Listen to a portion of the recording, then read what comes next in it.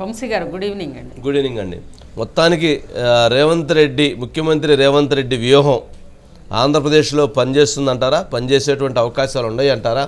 ఆయన చెప్తున్నటువంటి అంశం 2024లో జరిగేటువంటి పార్లమెంటు ఎన్నికల్లో కాంగ్రెస్ పార్టీదే అధికారం, తెలంగాణలో అధికారంలో ఉంది, కాంగ్రెస్ కర్ణాటకలో అధికారంలో ఉంది, ఢిల్లీలో కూడా అధికారంలోకి రాబోతుంది.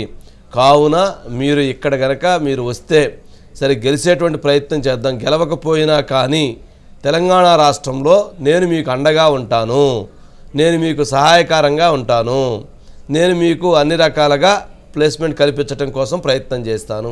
ఇది వారు చెబుతున్నటువంటి వారి వర్గం చెబుతున్నటువంటి అంశాలు. ఏంటి అజిత్ గారు ఎలా చూడాలి? వంశీ గారు, ఒకటి రేవంత్ రెడ్డి సరే మొన్న పార్టీ కంటే ముందు కూడా దాదాపు వైఎస్ఆర్ కాంగ్రెస్ పార్టీలో అనేక మంది ఎమ్మెల్యేలు కానీ ఎంపీలు కానీ అందరు కూడా రేవంత్ రెడ్డి సీఎం అయ్యి అవగానే ఆయనతోటి టచ్లోకి వెళ్ళారు అని అనేది మనకు తెలుస్తోంది. అందులో ముఖ్యంగా రేవంత్ రెడ్డి చెబుతున్నది ఏంటంటే 24 ఎన్నికల్లో గనక, ఎందుకంటే ఈరోజు వైఎస్ఆర్ కాంగ్రెస్ పార్టీ ఒక్కసారి మనం చూసుకుంటే వైఎస్ఆర్ కాంగ్రెస్ పార్టీలో ఉన్న క్యాడర్ కానీ లీడర్లు కానీ ఇద్దరు కూడా అక్కడి నుంచి వచ్చిన వాళ్ళే, కాంగ్రెస్ పార్టీ నుంచి వచ్చిన వాళ్ళే. అందులో కాంగ్రెస్ పార్టీ ప్రధానంగా ఆంధ్రప్రదేశ్లో ఎప్పుడు కూడా అయితే కాంగ్రెస్ లేదంటే టీడీపీ ఆల్రెడీ అంటే టీడీపీ పార్టీ ఆవిర్భవించే వరకు కూడా కాంగ్రెస్ పార్టీ మాత్రమే తిరుగులేని అధికారంలో ఉంది వంశీ గారు ఆంధ్రప్రదేశ్లో, ఉమ్మడి ఆంధ్రప్రదేశ్లో, ఆంధ్ర ప్రాంతంలో కూడా. ఎందుకంటే మొత్తం దేశం అంతా కూడా ఇందిరాగాంధీ ఎమర్జెన్సీ తర్వాత ఇందిరాగాంధీకి వ్యతిరేక పవనాలు వీచినప్పుడు ఆంధ్రప్రదేశ్లో మాత్రం ఒక అపూర్వ మెజారిటీ వచ్చింది, ఆమెతో సహా అందరూ కూడా గెలిచారు. అలాంటి పరిస్థితి ఆంధ్రప్రదేశ్లో ఉండేది, ముఖ్యంగా కోస్తా ఇటు ఈరోజు విభజిత ఆంధ్రప్రదేశ్లో కూడా అయితే టీడీపీ లేదా కాంగ్రెస్ అనేది ఆ ప్రాంతంలో వైఎస్ఆర్ కాంగ్రెస్ పార్టీ ఆవిర్భవించే వరకు కూడా అదే పరిస్థితి ఉంది. కానీ వైసీపీ వచ్చిన తర్వాత పూర్తిగా ఓట్ బ్యాంక్ అనేది కాంగ్రెస్ ఓట్ బ్యాంకు 95 to 96% అటువైపు వెళ్ళిపోయింది. అదేవిధంగా లీడర్స్ కూడా మొత్తం దాదాపు ఈరోజున్న సీనియర్ లీడర్స్లో కూడా 2-3 మినహా దాదాపు అందరూ కూడా కాంగ్రెస్ నుంచి వచ్చిన వాళ్ళే వంశీ గారు. అంటే ఓట్ క్యాడరు కాంగ్రెస్సే, లీడర్సు కాంగ్రెస్సే, ఈవెన్ ముఖ్యమంత్రి వైఎస్ జగన్మోహన్ రెడ్డి గారితో సహా అందరూ కూడా కాంగ్రెస్ నుంచి వచ్చిన వాళ్ళే. ఆ ముందు వైఎస్ఆర్ పార్టీ అనేది మాత్రమే అక్కడ చేరింది, ఒక ప్రాంతీయ పార్టీగా ఆవిర్భవించింది తప్పితే, అంటే మెయిన్ కాంగ్రెస్ నుంచి వేరుపడింది. కానీ ఇంకా అంతకు మించి కాంగ్రెస్ ఓట్ బ్యాంక్ మొత్తం కూడా వైసీపీ ఓట్ బ్యాంకు, ఈరోజు కాంగ్రెస్ ఓట్ బ్యాంకు రెండు ఒకటే. అదేవిధంగా ఇక్కడ ఇంకొకటి కూడా వంశీ గారు, ఒకవైపు అంటే ఆ రోజు బీజేపీ కేంద్రంలో ఉన్న బీజేపీ ఇప్పటికీ కూడా టీడీపీని ఒక దెబ్బ తీయాలి అనే ప్రయత్నానికి కూడా ఇదే కారణం వంశీ గారు. ఎందుకంటే ఒకవేళ వైఎస్ఆర్ కాంగ్రెస్ పార్టీ బలహీనపడితే కాంగ్రెస్ పుంజుకుంటుంది, అదే తెలుగుదేశం పార్టీ బలహీనపడితే మాత్రమే బీజేపీ వైపు ఆ ఓట్ బ్యాంక్ వచ్చే అవకాశం ఉంది. కానీ వైసీపీ కనుక బలహీనపడితే పూర్తిగా ఆ ఓట్ బ్యాంక్ అంతా కాంగ్రెస్ వైపు వెళ్తుంది అనే ఒక అభిప్రాయంతో కేంద్రం నుంచి బీజేపీ కూడా వెనక నుండి వైఎస్ఆర్ కాంగ్రెస్ పార్టీకి వెన్నుదన్నులు, అండదండలు, సహాయ సహకారాలు ఇవన్నీ కూడా అందిస్తుంది అనేది ఒక ప్రచారం ఉంది వంశీ గారు. అదే అక్కడున్న భౌతికంగా అక్కడున్న పరిస్థితి. అలాంటి సందర్భంలో ఈరోజు వైఎస్ఆర్ కాంగ్రెస్ పార్టీలో ఎక్కువ మంది లీడర్లకి టికెట్లు లేవండము, తర్వాత ఆ పార్టీలో ప్రారంభమైన అసహనము, అసంతృప్తి, వీటన్నిటి నేపథ్యంలో ఒకవైపు ఈరోజు ప్రతిపక్షంలో అక్కడికి వెళ్ళినా కానీ ప్లేస్ లేని సమయంలో ఈ సమయాన్ని రేవంత్ రెడ్డి కాంగ్రెస్ ఇక్కడ తెలంగాణలో అధికారంలోకి వచ్చిన తర్వాత అధిష్టానం సహాయంతో అటు కర్ణాటక నుంచి ప్రారంభమవుతుంది వంశీ గారు. కాంగ్రెస్ ఆపరేషన్ సౌత్ అనేది కర్ణాటక తర్వాత వాళ్ళు తెలంగాణకు వచ్చారు.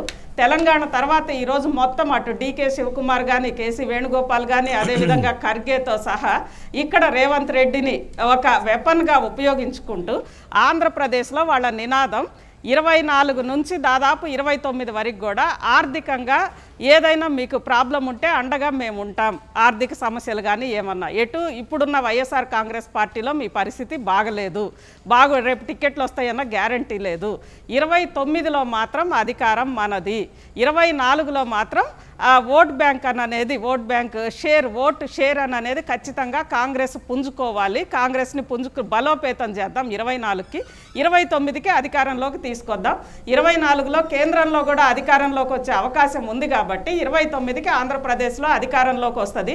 మీరు ఇప్పుడు కనుక కాంగ్రెస్ పార్టీలోకి వస్తే రేపు అధికారంలోకి వచ్చినప్పుడు మీరే నాయకులు అనేది ఈరోజు రేవంత్ రెడ్డి చెప్తున్నట్లుగా సమాచారం. మనకి రేపు ఏఐసిసి సమావేశం అక్కడ జరుగుతోంది, ముఖ్యంగా ఆంధ్రప్రదేశ్ వ్యవహారాల మీదే ప్రధానంగా జరుగుతోంది వంశీ గారు. అదేవిధంగా ఈవెన్ ఇన్ఛార్జ్ కూడా మాణిక్రావు ఠాక్రే ఈరోజు ఆంధ్రప్రదేశ్కి ఇన్ఛార్జిగా వెళ్ళారు.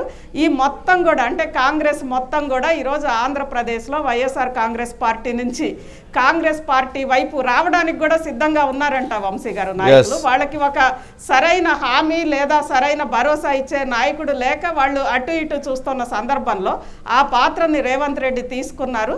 దాదాపు మొత్తం కూడా అంటే గారు అంటే వాళ్ళు ఓవరాల్గా చూసినప్పుడు కాంగ్రెస్ పార్టీ వాళ్ళు వైఎస్ఆర్ పార్టీలో ఉంటే వాళ్ళు రాజకీయంగా నిరుద్యోగులు అయిపోతారు. వాళ్ళు పోటీ చేయలేనప్పుడు వాళ్ళకి అక్కడ తెలుగుదేశంలో పోకుండా ఇటు వైఎస్ఆర్సీపీలో కంటెస్ట్ చేయకుండా వాళ్ళు ఎక్కడ కంటెస్ట్ చేయకుండా ఎట్లా ఉంటారు? రాజకీయంగా ఒక ఎమ్మెల్యేగా పనిచేసిన వ్యక్తి లేదా ఒక సీనియర్ అయ్యుండి తన ఎమ్మెల్యేగా అవ్వాలనుకున్న వ్యక్తి, పనిచేస్తున్న వ్యక్తి, పోటీలో ఉన్న వ్యక్తి ఎట్లా ఉంటారు? అందుకని వాళ్ళకి ఆప్షన్ తప్పదు. వాళ్ళకి ఆప్షన్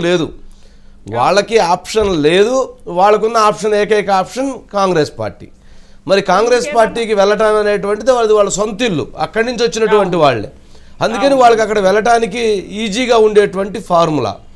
రెండో అంశం అక్కడ మనం గమనిస్తే కాంగ్రెస్ పార్టీలో అంటే కాంగ్రెస్ పార్టీ కనుక బలపడితే వైఎస్ఆర్ పార్టీలో ఉన్నటువంటి నేతలు కనుక కాంగ్రెస్ పార్టీలోకి వెళితే నేతలతో పాటు ఎంతో కొంత కేడర్ కూడా వస్తారు. లీడర్స్ క్యాడర్ కనుక వైఎస్ఆర్సీపీ పార్టీని వీడి కనుక కాంగ్రెస్ పార్టీ వైపు కనుక ప్రయాణిస్తే అది ఖచ్చితంగా వైఎస్ఆర్సీపీ పార్టీకే తీవ్రమైనటువంటి నష్టాన్ని చేకూర్చిద్ది. ఎందుకనంటే Congress party vote bank, entire vote bank YSRCP పార్టీకి వెళ్ళింది. ఇప్పుడు వైఎస్ఆర్సీపీ పార్టీలో ఉన్నటువంటి లీడర్లు కనుక కాంగ్రెస్ పార్టీలోకి వస్తే ఆ ఓట్ బ్యాంకే ఇక్కడ ట్రాన్స్ఫర్ అయిపోతుంది. కాబట్టి భవిష్యత్తులో వైఎస్ఆర్సీపీ పార్టీకి, జగన్మోహన్ రెడ్డికి అత్యంత ప్రమాదకరమైనటువంటి పార్టీ ఏది అని అంటే అది కాంగ్రెస్ పార్టీ, తెలుగుదేశం పార్టీ కూడా కాదు. Telugu Desam party vote bank Telugu Desam పార్టీకి ఉంటుంది. వాళ్ళు ఎట్లా వైఎస్ఆర్సీపీకి వేయరు, లేకపోతే వైఎస్ఆర్సీపీ వాళ్ళు ఎట్లా తెలుగుదేశానికి వేయరు. కానీ వైఎస్ఆర్సీపీ వాళ్ళు కాంగ్రెస్కి వేస్తారు. కాంగ్రెస్ వాళ్ళు ఎట్లా ఇప్పుడు వైఎస్ఆర్సీపీలో ఉన్నారు. కాబట్టి ఇది ఎక్కువ నష్టం అది వైఎస్ఆర్సీపీకే ఉండేటువంటి ప్రమాదం ఉంది. మరి అటువంటి ప్రమాదాన్ని గుర్తెరిగి మరి గమనించి జగన్మోహన్ రెడ్డి గారు ఏమైనా రాజకీయ నిర్ణయాలని, వ్యూహాలను మార్చే అవకాశం ఉందా, లేక తను అనుకున్నట్లుగానే తను ఏదైతే అనుకున్నాడో ఆడుదాం, ఆట ఆడుకుందాం అని చెప్పి ఆట ఆడుతూ ఉంటారా?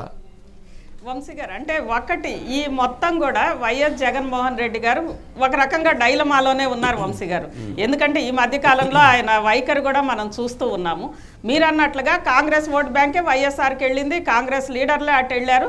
ఈరోజు మళ్ళీ కూడా వాళ్ళు అంటే జనరల్గా ఒకటి ప్రతిపక్షంలో వాళ్ళకి స్పేస్ లేదు, అదేవిధంగా అధికార పార్టీలో టికెట్లు లేవు. ఆ మధ్యలో రాజకీయ నిరుద్యోగులుగా కనుక ఒకవేళ మిగలాల్సి వస్తే వాళ్ళకి కావాల్సిన అండదండలు కానీ భరోసా కానీ ఇచ్చే ఒక బాధ్యత అయితే రేవంత్ రెడ్డికి అప్పగించారు వంశీ గారు కాంగ్రెస్ అధిష్టానం.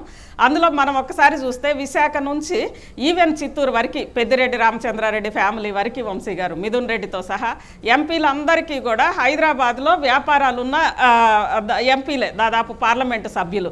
అలాంటిది అంటే ఒక 5 ఏళ్ల పాటు వాళ్ళ వ్యాపారాలకు సంబంధించి కానీ ఆర్థిక మూలాలకు సంబంధించి కానీ ప్రమాదం రాకుండా, ఎందుకంటే గతంలో ఉన్న ప్రభుత్వం అయితే వైఎస్ జగన్మోహన్ రెడ్డి గారు ఇన్ఫ్లుయెన్స్ చేయగలరు. అంటే రేపు 24 తర్వాత సరే పరిస్థితులు ఎలా ఉంటాయి అనేది తెలియదు, కానీ ఈరోజు మారిన పరిస్థితుల్లో ఆ వ్యాపారాలకి భరోసా అనేది ఎలాంటి ప్రమాదం ఉండదు అని అనేది రేవంత్ రెడ్డి రూపంలో వాళ్ళకి వస్తోంది. మొన్న జరిగిన పార్టీలో కూడా ఇదంతా కొంతవరకు చర్చ జరగకపోయినా కానీ ఆ పార్టీలో ఉన్న కార్డియల్ వాతావరణం కానీ అదంతా కూడా దీనికి ఒక భరోసా కనిపించింది. కాబట్టే వాళ్ళందరూ కూడా టికెట్స్ రాని వాళ్ళందరూ కూడా ఈరోజు కాంగ్రెస్ వైపు వెళ్ళడానికి సిద్ధమయ్యారు వంశీ గారు.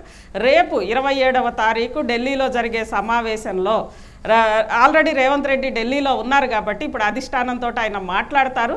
మాట్లాడిన తర్వాత రేపు 27వ తారీఖు జరిగే సమావేశం ఆంధ్రప్రదేశ్ కాంగ్రెస్ పార్టీకి సంబంధించి రేపు జరిగే ఏఐసిసి సమావేశంలో అత్యంత కీలక నిర్ణయాలు అయితే వచ్చే అవకాశం ఉంది వంశీ గారు.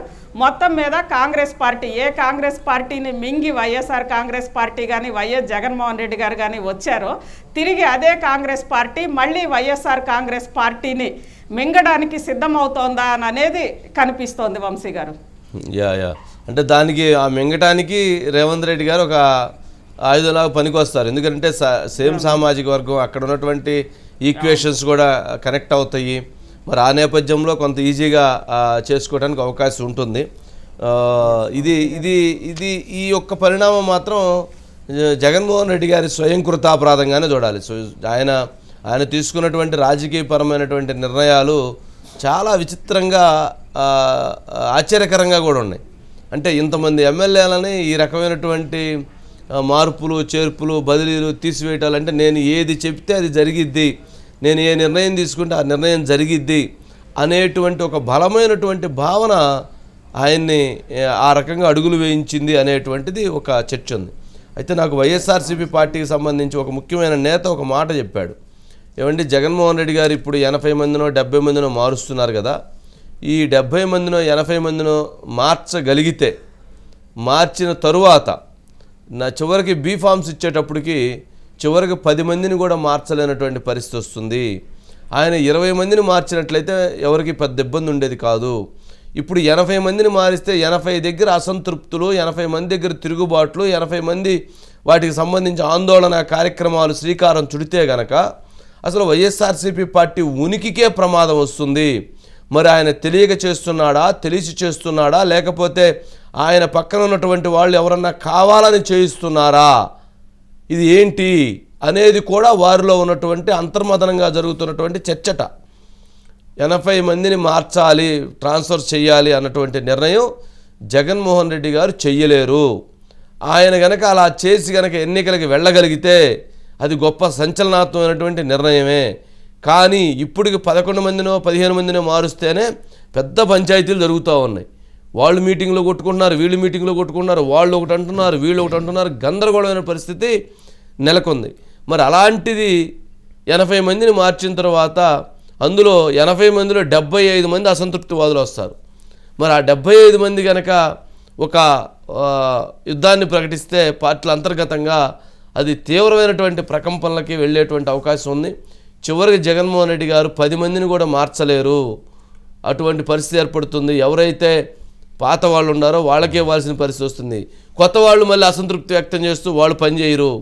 ఇది చివరికి మేము పెరం మీద నుంచి పొయ్యిలో పట్టడానికి తప్పితే మేము ఏదో యుద్ధం చేద్దాం అనుకున్నటువంటి వాళ్ళం యుద్ధం చేయకుండా, యుద్ధానికి వెళ్లకుండానే మా యుద్ధాన్ని విరమించుకోవాల్సినటువంటి పరిస్థితి కనపడుతుందేమో అన్నటువంటి ఆందోళనని ఆ పార్టీకి సంబంధించినటువంటి ఒక ముఖ్యమైనటువంటి నేత, శాసనసభ్యుడు ఆయన వాపోయాడు. సరే వాళ్ళ పేర్లు చెప్పడం సరైనది కాదు కాబట్టి మనం సరైనది కాదు. సరే ఆశ గారికి